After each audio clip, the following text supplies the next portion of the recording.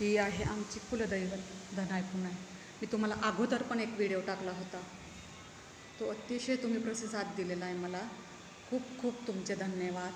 हे अतिशय जागृत देवस्थान आहे. मी तुम्हाला अगोदर पण माहिती दिली होती. हिची यात्रा होती चैत्र पौर्णिमेला.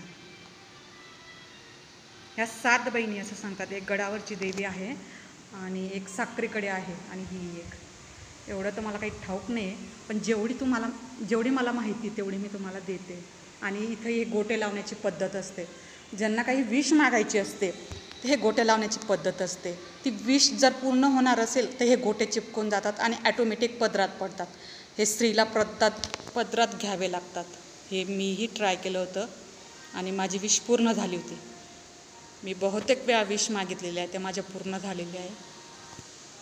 तर ही साक्री तालुक्यामध्ये झिरनेपाडा गाव म्हणून तिथं आहे ही देवी. देवीचं नाव धनाय पुनाय.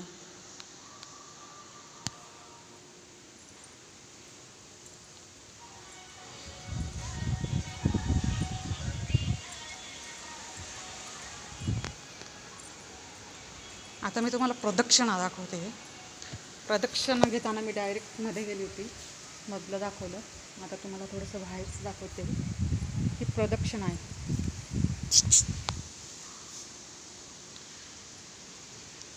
मी तुम्हाला मागे सांगितलं होतं इथं कॉईल चिपकवण्याची पद्धत आहे.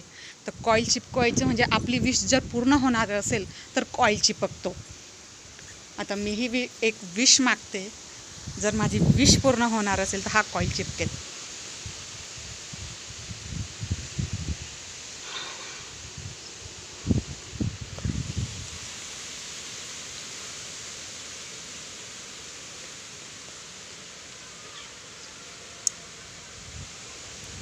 हा कॉईल असा चिपकवला जातो.